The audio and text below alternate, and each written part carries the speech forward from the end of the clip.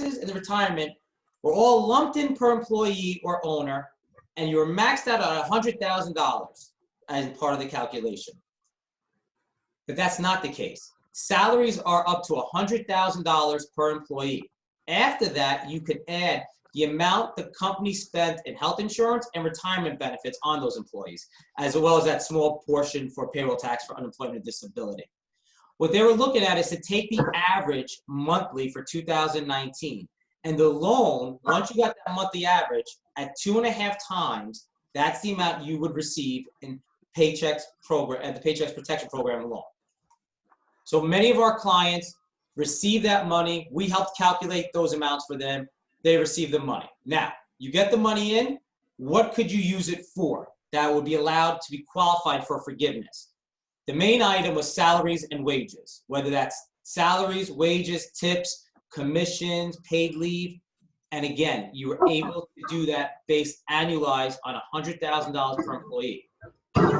As I'm sure most of you are aware of, when the law when this came out, it was only going to go for 8 weeks.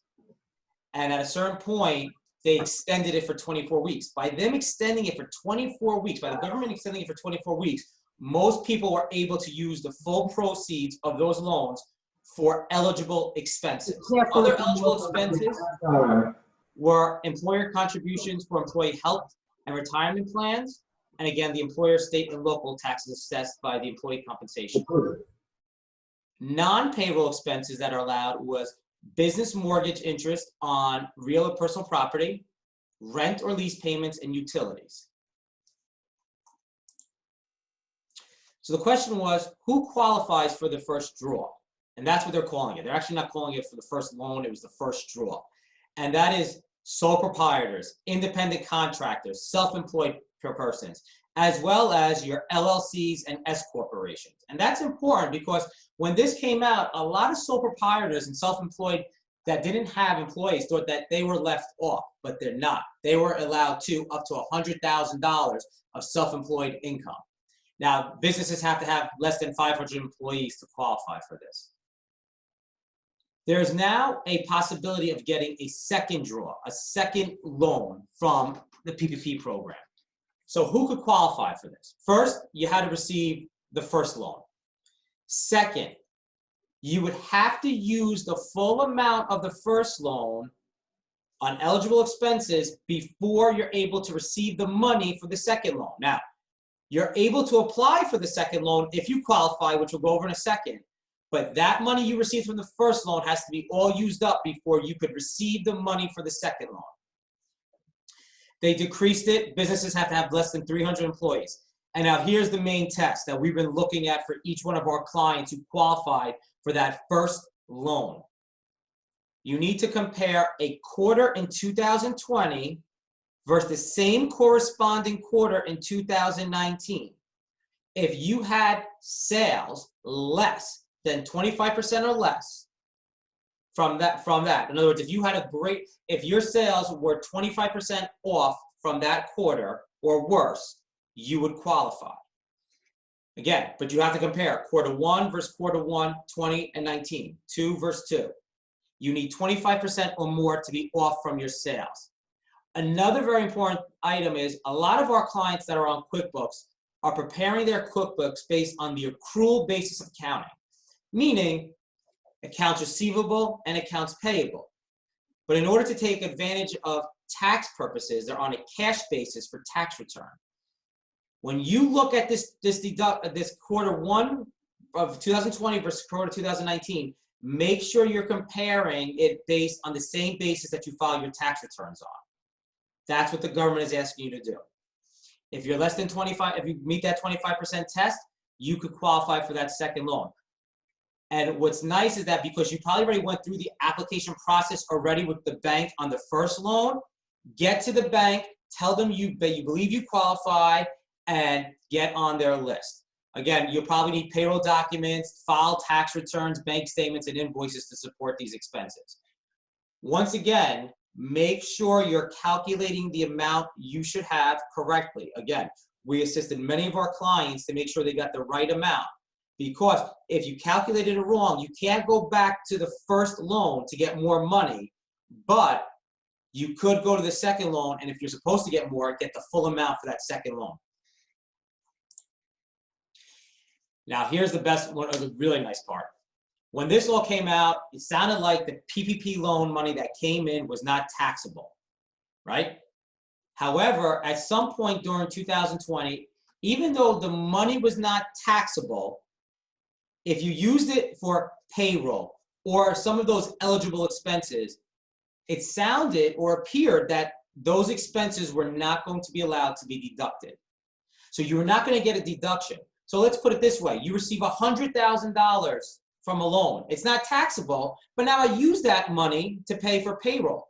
That should lower my profit, correct? But the government was looking like they were going to say that doesn't count as an expense. So in essence, that $100,000 became taxable. Well, towards the end of the year, they finally gave final guidance. Not only is it not taxable, but whatever you use that money for, if it was for eligible expenses, you get the full write-off. So it's not taxable, and if we use those costs correctly on those eligible expenses, payroll, rent, utilities, that becomes a deduction. And yet there's even more, because that income that's not taxable is still going to give you basis. So in that $100,000 amount, while it's not taxable, it's going to give you basis. And why is basis so important? Is that because if you have a loss, and many of you in the industry you're in based on with COVID, you might be having a loss this year, right? Well, to take that loss, you need basis. You need at-risk basis. This money, the PPP money, while it wasn't taxable, will give you basis to be able to take some of those losses and get hopefully some refunds back. On the state side, New York is following the federal, so it won't be taxable either. And nice to know, New Jersey also has a bill out that says that they're going to try and follow the Fed as well. Not all states follow the federal tax law, so if you're doing business in any other states outside of New Jersey, New York, make sure you see your CPA. Now, we represent clients that are in 40-something states, so we have a good handle on what each state is doing. Time of recognition, very important here. What the government is saying is that if the loan is not forgiven by the bank, right? And again, what you have to go to your bank, ask for forgiveness, put up all the documentation. Again, we assist clients with this. If it's forgiven, that's great. You get to take that money off the books on the liability, and you're going to record it as income. But here's the situation. Even in 2020, if you were not forgiven, but it's reasonable that the full amount will be forgiven because you use those amounts on payroll, rent, utilities, eligible costs. The government saying is you've got to show that money coming in on the tax return, even though it's not taxable in 2020, even if it's not being forgiven until 2021.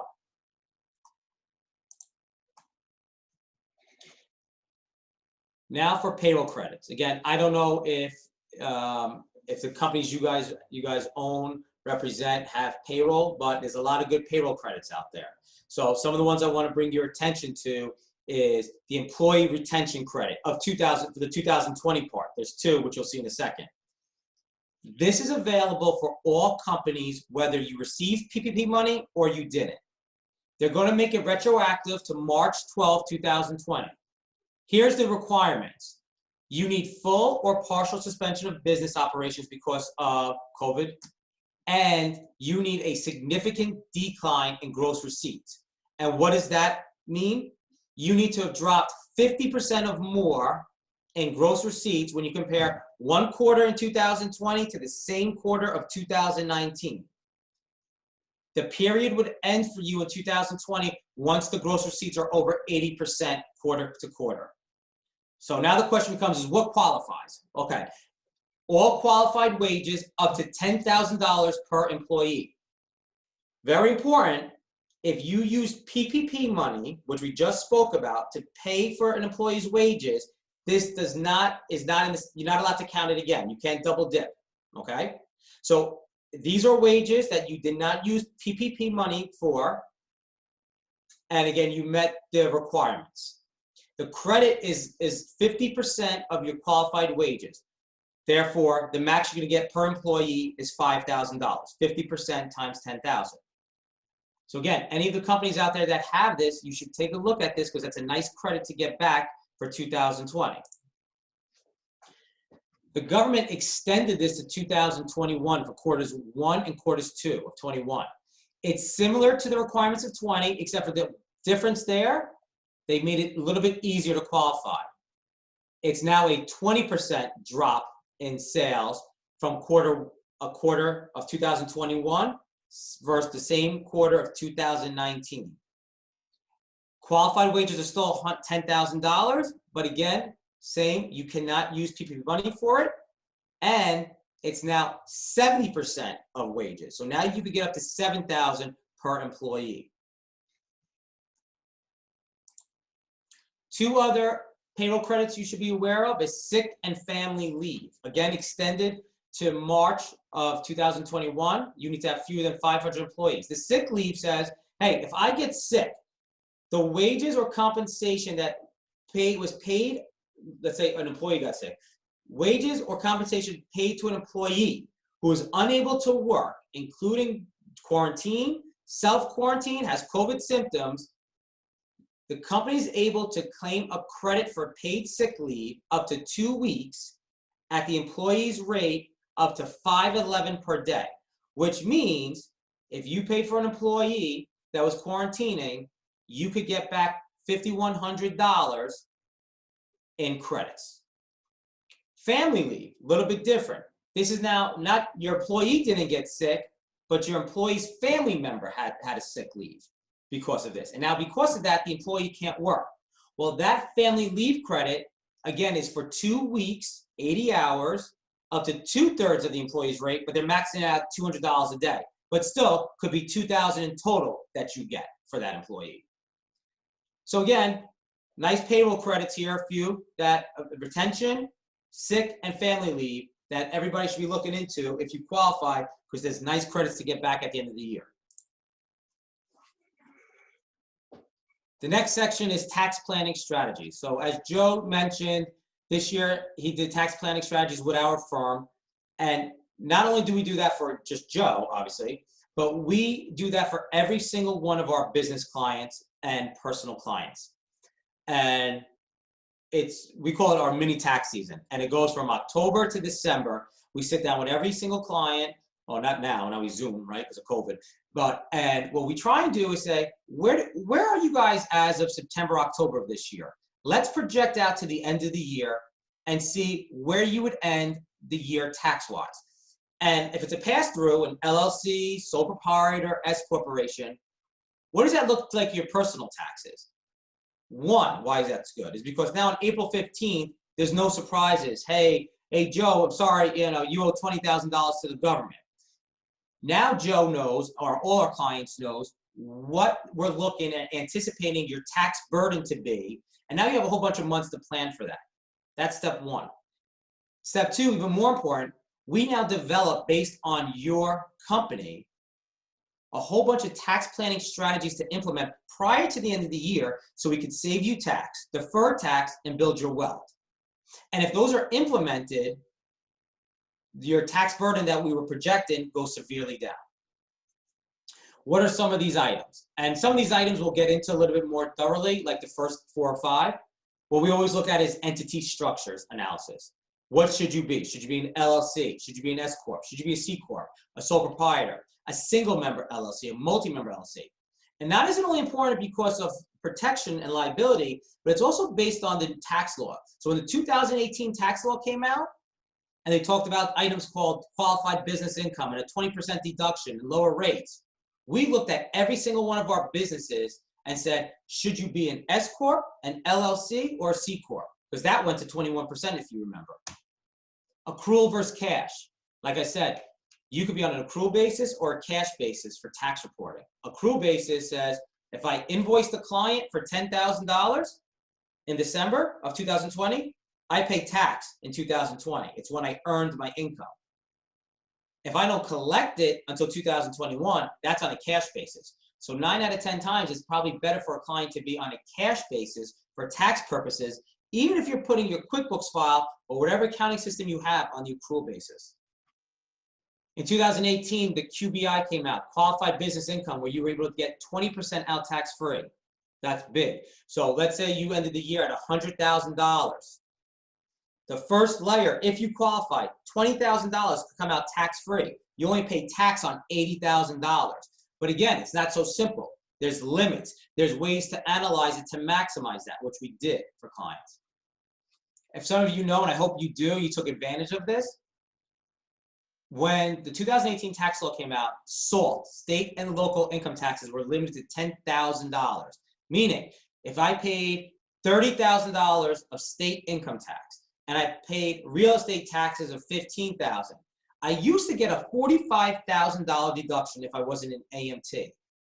The new law said, nope, it's not $45,000, it's $10,000 altogether. So what New Jersey did is said that if you're a pass-through entity, and this is where it got tough, you had to be a multi-member LLC or an S corporation, you could pay the state tax, in my example, $30,000 at the company level to get the deduction on the federal end. Now, I get the full $30,000 deduction there. My 15 in real estate taxes, I'm limited to $10,000. But what happened? I locked in 40 grand in my example of state taxes. Well, if I didn't know what New Jersey State was doing, and I guarantee there's a lot of companies out there that didn't realize this, you lost out on $30,000 of tax deduction in my example. And we'll dive into this a little bit more. We always tell businesses, and I hope you guys are all doing this as well, you always want to apply for a line of credit, a line of credit with the banks. Why? Because you always want that as if your AR is coming in slow and you have to pay your payables. A lot of our clients will have a better year than the previous year, and I'll say, well, why don't you go back to the bank and get a higher limit, better interest rates? Why? I'm doing great. Because you want to lock it in then. Because what happens is in 2 years, let's say you need it at that point, or a year from now, you need it. And now you're not doing as good. The banks are not going to want to look at you. The banks are not going to want to give you the money at that point. So you lock in when you're doing good, so the money's always there as safety. You always want to look at your fixed assets. If you have any fixed assets for write-offs, if they're no longer in service, you want to make sure you write those off, get a tax deduction. What we go over with our clients at the end of every year is, what is your fixed asset need? So we do represent a lot of construction and manufacturing clients. You know, do you need this machine? Do you need a possible furniture or fixtures? And if a client's going to buy it in the next 5 months, we say, make sure you buy it, if it makes sense to, before the end of the year. Why? Because we could take accelerated depreciation, Section 179 and bonus, codes of the IRS that allow you to take the full deduction in year 1. And that will also lower your tax burden. Year-end bonus is an office party. A lot of CPAs miss on this. Office parties, they would put where? Where would you think office party goes? Meals, entertainment, right? That's 50% deductible. And now if it's entertainment, it's not deductible at all. If the party or anything is done for the office, for all employees, for the whole firm, like an office party at the end of the year, you could put that to promotional expense, and that's 100% deductible. As I said, we're not only a CPA and tax firm, we're also a wealth management company. So we look at retirement planning, and we have people in staff that's all they do. And what they're able to do is develop strategies to put money away. So it's no longer anymore, just do a SEP. The SEPs are not as good anymore. You could do a 401k with a profit sharing piece. You could do the safe harbor match, so you don't have to worry about top-heavy rules. There's defined benefit plans, cash balance plans. And what's nice is that we're able to work to put money away for retirement and get tax deductions. There's charitable gifting and donor funds you could look at. One of our favorites is that if you have children and hopefully they're doing some work for you, whether it's maybe looking at files, maybe modeling, you put the kids on payroll. So what could possibly happen is you have 2 kids, they're helping out around the house with the filing, maybe some marketing. You put them on salary for $6,000 each, okay? So now what happens? That's $12,000 if you have 2 kids as a deduction on your company's books. That probably saves you about $3,000 or $4,000 in tax. The kids pick the money up at $6,000 because it's wages, right? It's earned income. You file the tax return, but they're under the standard deduction, so they pay no tax whatsoever. But here's the best part. It's earned income. So now you take that earned income, right, and you put that money into a Roth IRA for them because now it's earned income. They could use it IRA. When you put money in for a Roth IRA, there's no tax deduction in the year you put the money in, but they don't need it. The company saved $3,000 or $4,000 of tax. The kids picked up $6,000 each, and if you have 2 kids, right? They pay no tax. Now that $6,000 grows for each child each and every year, and if you keep funding it each and every year, now for the Roth IRA, the kids could use it for a first-time house buy, for education, college. They could almost use it as a savings account if it's in there long enough. And there's no required minimum distribution like there is with a traditional IRA or 401k later in life. And guess what? When they take the money out later in life, they pay no tax whatsoever. So it's just a nice way that if you're going to put money into your child's 529 plan or something for college, this way you get a tax deduction for it, no tax they pick up, and that will grow when you take the money out later on in life. It's all tax-free. And another big item is, and it's out-of-pocket expense reimbursement. So we will go over with our clients, you know, you're constantly going out. You're probably going to the supply house, right? You're probably taking out clients, well, maybe pre-COVID, employees. You know, you're probably going to Staples and getting paper, and you don't have the business card on you. So you're using your personal card or using cash in your pocket. So it's just an estimate at the end of the year of possible expenses that you laid out that you didn't even realize that you take a reimbursement for at the end of the year. It's something reasonable. You hopefully get that money. You put that money in your pocket tax-free. And now it's also a deduction on the books that you might have forgot about it. So not only did you get that money tax-free, you're also saving a tax because it's a deduction on the company's books. We just have a few more slides. I think I went into most of it as we were talking. Tax planning, entity structure analysis. The biggest question I still get, I just actually got it the other day, should I be an LLC or should I be an S corporation? Here are some of the highlights. On an LLC or partnership, everything is subject to self-employment tax. Guaranteed payments or distribution. So if you're an owner in an LLC, you're not allowed to be on salary. You can't be on a W-2 by law. It has to be guaranteed payment or a draw. It's really a distribution. You take the full money out, you pay your taxes quarterly with estimates. The nice part about the LLC, it's very flexible. So you could have ownership changes, distributions and draws. So me and Joe start a company, right? If we're 50-50, we don't have to take everything out pro rata. Joe takes out 10,000, I don't have to take out 10,000, okay? Everything doesn't have to be exact. It's beneficial for real estate companies and it's easy to transfer property. What's nice about the S corporations? S corporation, only your W-2 has self-employment earnings, okay? So same idea. And you look at bullet point number 2.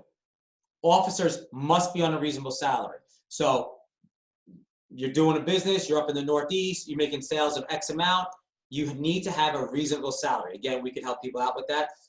So let's just say your reasonable salary is $60,000. So now you made $100,000 in total, like in our other example. For a partnership, LLC, that $100,000 all is subject to self-employment tax. On the S corporation, if I took $60,000 as salary, only that $60,000 is subject to self-employment tax. The other $40,000 is not. The distributions must be pro rata. So like my example, if me and Joe started a 50% S corporation, he takes out 10,000, I have to take out 10,000. Everything has to come out pro rata. Transferring property may result in taxable gains. Ownership legal changes be more complicated. We talked a little about accrual basis versus cash basis, just to stress it. We recognize revenue when you're invoiced to customers, like I previously said on the accrual basis, and we get to deduct expenses when bills are received from vendors. You could also accrue costs for bills not received.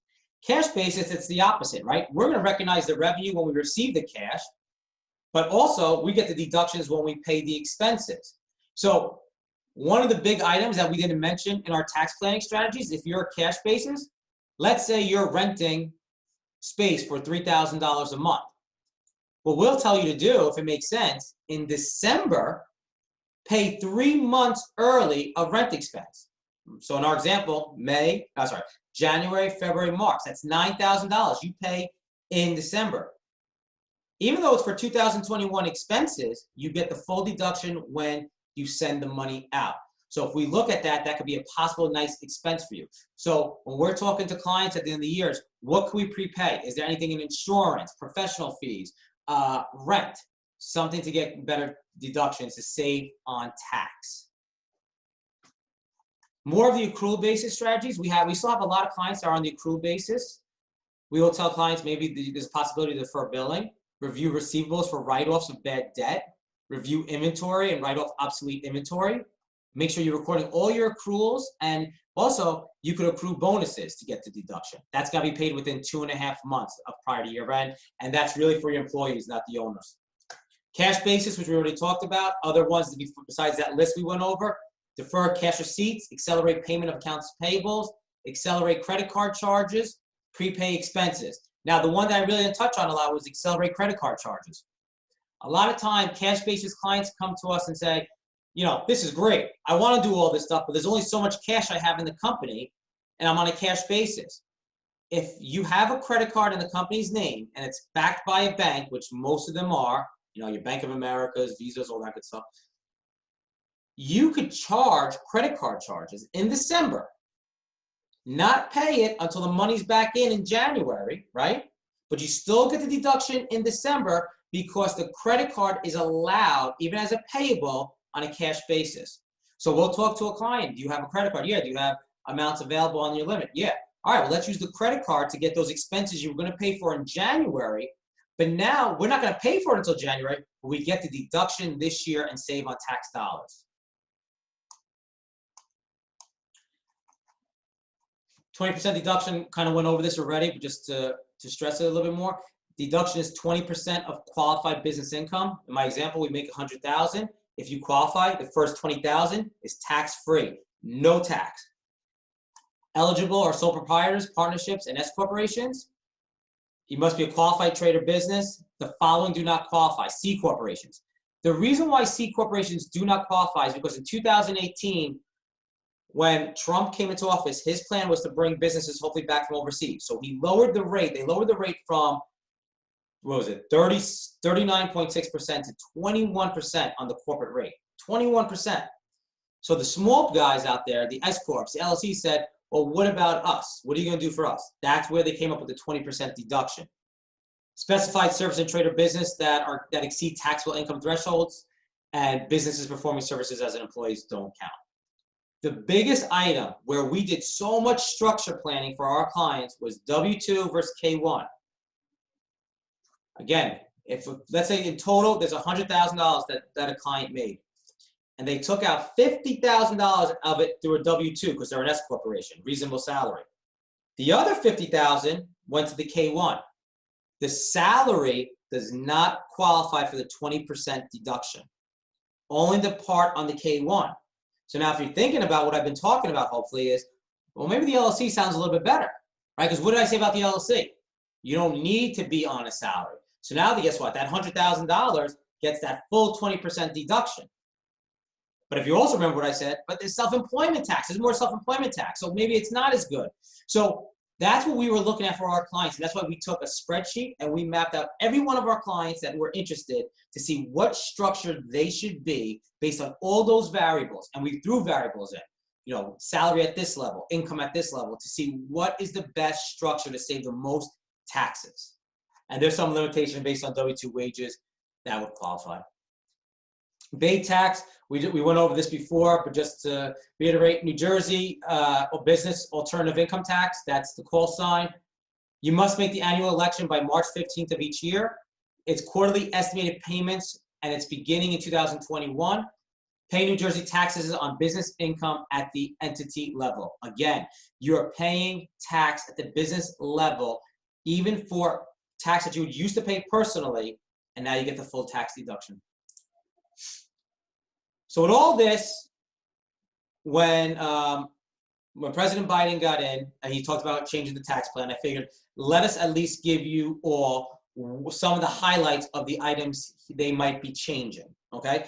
Why this is important is because in 2018, when they changed all those laws for a lot that we just talked about, our firm was very proactive and made sure our clients were in the right structure. We did the right business planning and the right tax planning to make sure we save taxes. We'll be doing the same thing if this law comes out. And when is it coming out? It could be coming out in 2021. We actually think it'd be more like 2022. So some of the highlights. The top tax bracket on the individual end looks like it's going from 37 to 39.6. Capital gains are going to be taxed at ordinary tax rates, not capital rates, for $1 million plus earners. Same thing with dividends. You're going to get elimination of the step up in basis at death. Your estate tax exemption of 5.6 million will go to 3.5. Here's a big one. Social Security tax, which right now I think it's roughly about 140 where it stops being taxed. Now it will continue to go up for salaries that are above $400,000. Another item, itemized deductions, and that's your mortgage interest, your state taxes, your medical expenses, your contributions. That now is going to be limited to 28% of your gross income, AGI.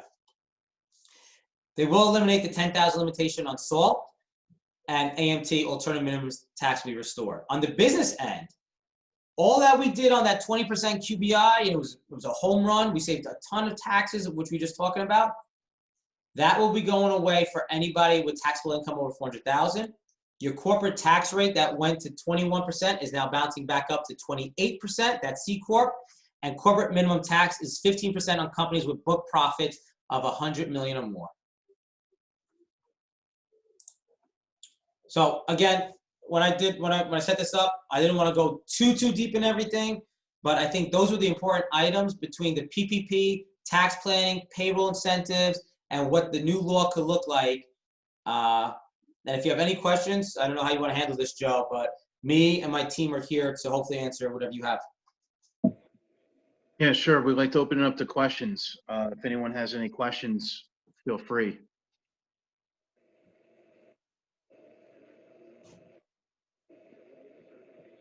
And if not, you know I'm going to have some questions. Oh, I know. So I got a question. So as far as the accelerated depreciation, so I bought a new van in 2020. We could do accelerated depreciation on that, right? So it all depends. That's a good question. First of all, the question is it a luxury vehicle? Is it a work vehicle? Right. So it was a work vehicle, right? Work. So it's a work vehicle. Yes, you could take depreciation and get the full amount. So let's say the van costs, I don't know, $30,000. We could take that full expense in year one. So let me ask you this: what's to prevent me from buying a new van every single year for infinity and taking that $30,000 every single year for the rest of infinity? Well, how many vans are you going to have? I mean, one of our clients. Are you allowed to keep doing that every single year? That's my question. You are, but there's got to be, so any type of expense you take on a tax return has to be reasonable and necessary. So if you have 20 vans outside and you don't need to do the work, it doesn't become reasonable or necessary, right? And if you flip the van, meaning, all right, I'm going to trade one in for the other, it doesn't work where now you get a $30,000 deduction every year, because you got to take the difference in this recapture for the amount that you didn't use for the original van. So if I sell the original van, then I have to take that off of the $30,000. Right. So you sell the original van for $25,000. Now you got to pay tax on $25,000, but now I get a deduction for $30,000. So you're not really coming ahead. I see. No, that's fair. And then another question: if I have a partner in an LLC, and I'm doing a real estate deal, right? Now the partner is, let's just say, a doctor. What is the test for the doctor to be viewed to get all the benefits of being a real estate professional? And so there's a difference between passive versus non-passive, right? So the question number one is, are you passive? So non-passive would be if you materially participate in the activity, the activity that you're doing, right? And materiality has about 7 components. I don't know them offhand. One of the major ones is the amount of hours that is spent. And I believe the hours is like 500 hours. So you would need to spend more than 500 hours in that activity to say you materially participate, okay? Now that's different though than a real estate professional. A real estate professional means that's your total trade or business. That's what you do, right? So someone like you that spends their whole time doing real estate, right? Or somebody doing rentals, has the mortgages, that's different. That's a real estate professional. I see. I see. Hi, Okay. Chris, I have a question. Okay, about the PPP loan forgiveness. Sure. So, as a self-employed person, one of the things I've heard, mentioned was about mortgage interest, but what I was thinking they were alluding to mortgage interest on, say, a building that is business type building, right? Not like your personal. Correct. Right. Okay. And, I know some of the other, maybe you could just go over a few of the deductions. I know there's utilities and things like that, right? That come into play. Yeah, so let me see if I went back. I don't know. Could you guys still see the screen here? Yep. Yes. Retention, where is it? So here, right here, right? Is Frank? Yeah. Yeah.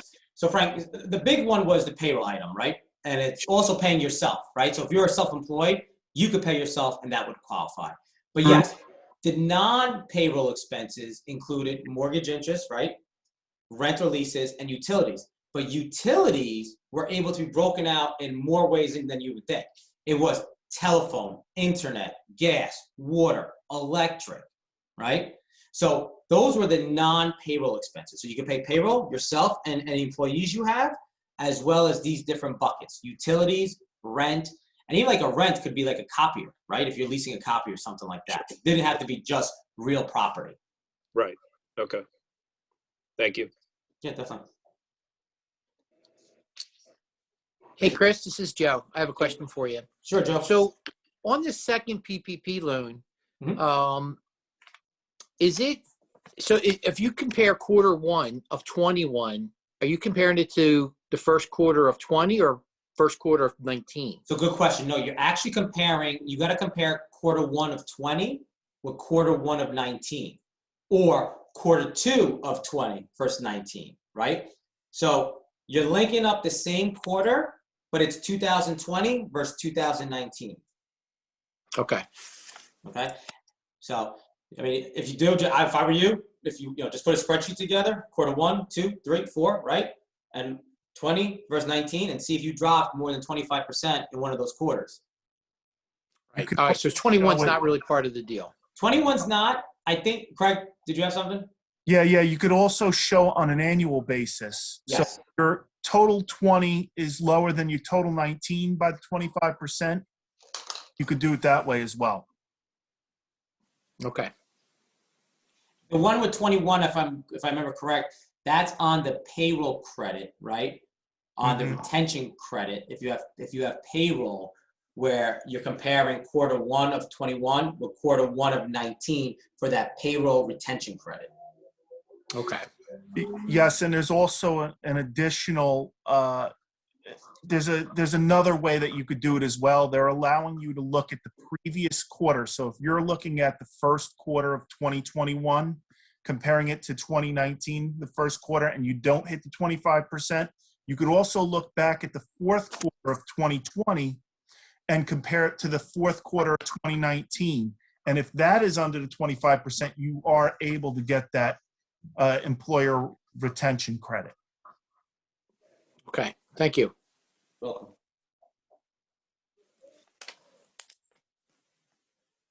Hey, Chris.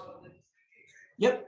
First of all, thank you. That was an awesome presentation. I appreciate that. Thank you. You brought a lot of good points to light, which was really, really cool. On the second PPP, loan, are they setting that up to be fully forgiven as they did with the first one? Do Yes. you have any information on that? Yeah, it should be the exact, a lot of the second round is gonna be treated the same way as the first round. So you will get the money in, you would show that it was used for payroll and the other costs, right? And same idea. It will be forgiven. It won't be picked up as taxable income. And as long as you use those amounts on eligible expenses, you'll get that deduction. And again, if you guys had a bad year in your industry and you had a loss, that money, and this is where it gets complicated, but it's so important. This is going to give you basis without being taxed on it to take some of those losses and get hopefully some refunds back. And if you had a really bad year and you had no other income, we could take a look at something called NOLs and go get money back from prior years. Gotcha. And they still kept the 24 weeks in as well. So it's not only 8 weeks, you still Yep. get the 24 weeks for the second round too. 24 weeks was huge. That made it a lot easier. Yeah, that was huge. That 24 weeks, like I said, it could be the basis. You got NOL, so hopefully that puts a lot of companies in good positions. Yeah, we applied for the forgiveness. When I was reading, there was a 10-month period from the time the money from the first loan hit your account for you to file. Yes. Yeah, okay. To get forgiven, right? Once, what we did as a firm is once we saw that our clients were definitely going to be forgiven, we wanted to get to the banks right away. And the other reason why too is because of that caveat that said you really are not allowed to get that second round of PPP until you've used all the money. So use the money, get forgiven. That's done. It's not taxable. We get the basis, and now we get the round two for the same thing.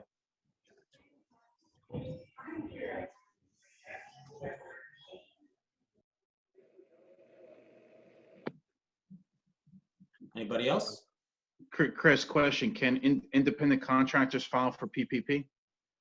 Yes, absolutely. Okay. So what they'll Do do, they- right, you get a 1099 independent contractors, you're probably filling out a Schedule C on your personal return. It's a business. So you would take your income, less your expenses, you limit it to 100,000 because that's your self-employment income, right? We'll divide that by 12, multiply it by 2.5, and that's the amount of money you're allowed to get in as a loan, okay? You would take that money, and honestly, I think the bank's gonna forgive it like that at that point, right? That's to be forgiven, you pay no tax, and hopefully you get the second round if you qualify. Yeah, and that if you have $100,000 on the bottom line, that's $20,833 that you get automatically. All you have to do is supply your K-1. Yep. And that's the only backup you need. And then on the other side, for the forgiveness, all you have to do is show them that you were cutting a check to yourself as a draw, because you're a Schedule C or a partnership, and when you're cutting it as a draw to yourself, that's what counts as the forgiveness portion. Absolutely.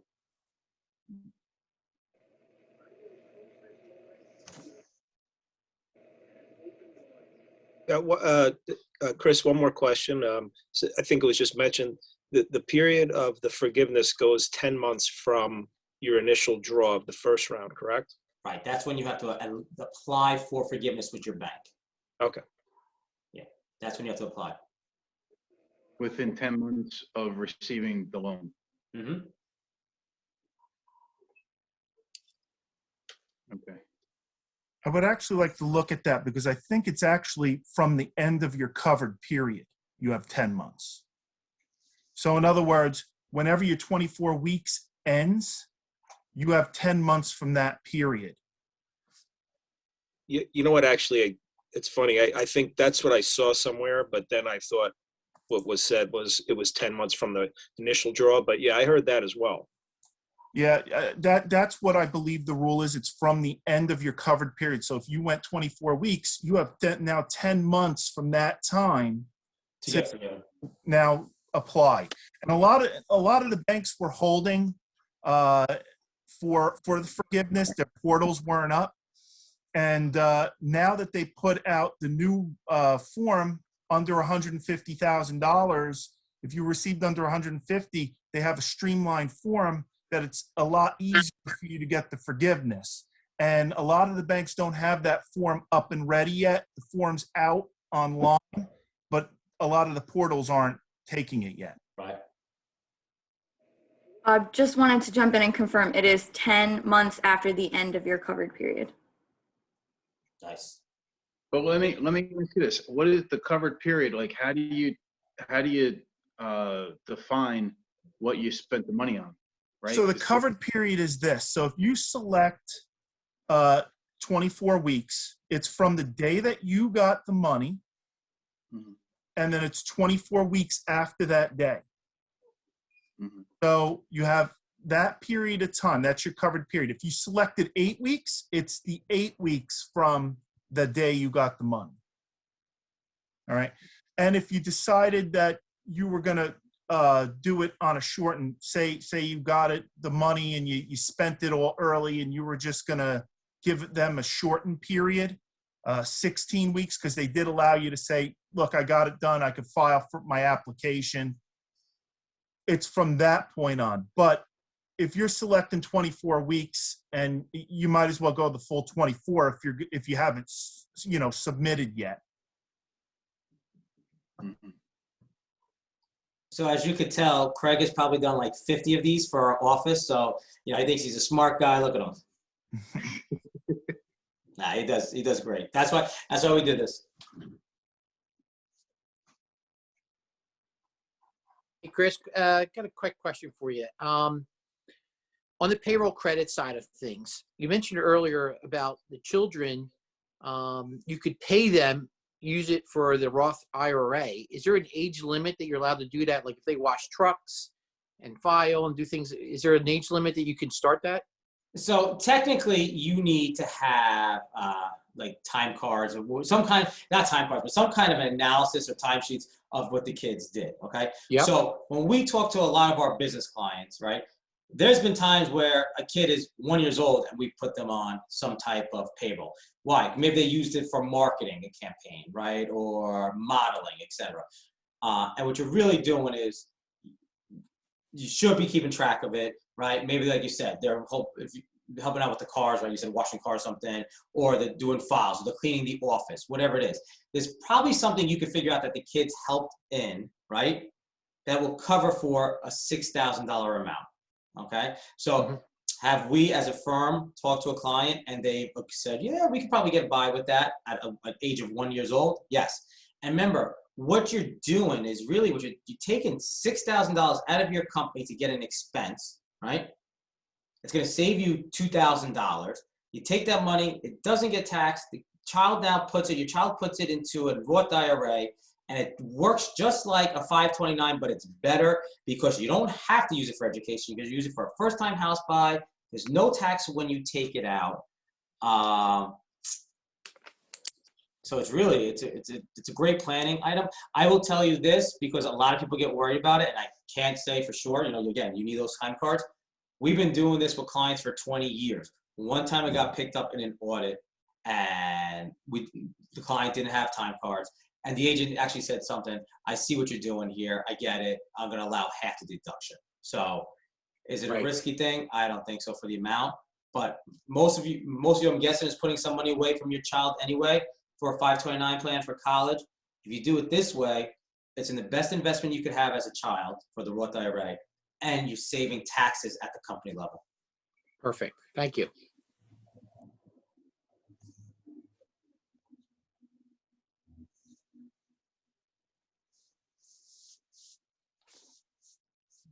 Chris, with that plan, so the money that's going in to the Roth, it's not being taxed on the way in.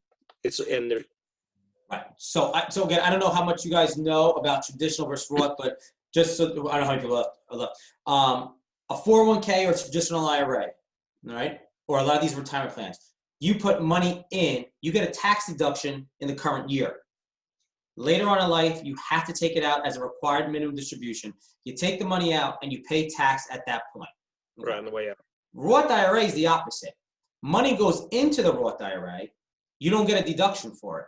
But now later in life, when hopefully that thing grows and you take the money out, you don't pay tax at that point.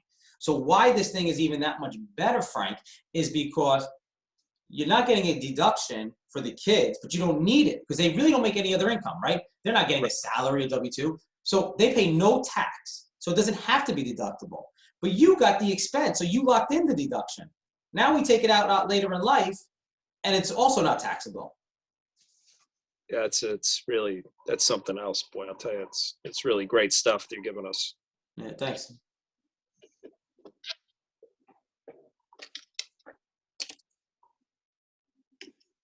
Question, when you define the 25% reduction, like year over year, is it just like you provided a bank statement? Can you say, okay, I don't know.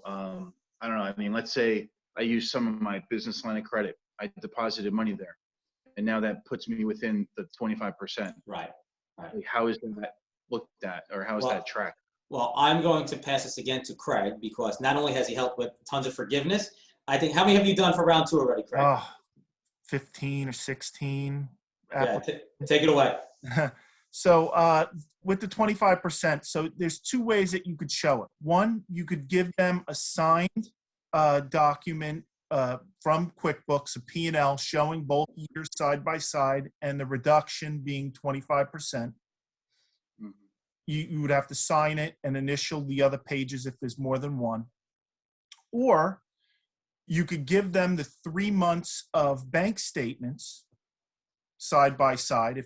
That's if you're on a cash basis now, and show them that your deposits, notate, if you took a credit line, what the deposits were, and you could show it that way. There's 2 different ways to show that 25% reduction. Now, in order to get the money, if you're getting under $150,000, you don't have to show that right now. You only have to show that upon forgiveness. So if you could look through your QuickBooks, see that you have the 25% reduction, you don't have to supply that to the bank right now. If you're getting under 150, you could just go for the loan, and then at the time of forgiveness, that's when you'll have to sign that the P&L for the 2 quarters and submit it at that point for forgiveness. Okay, that was good. Thank you.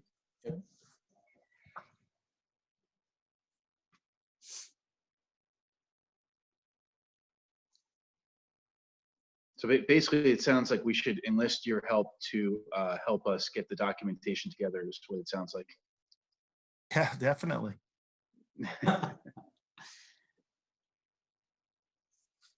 Are there any other questions from anyone?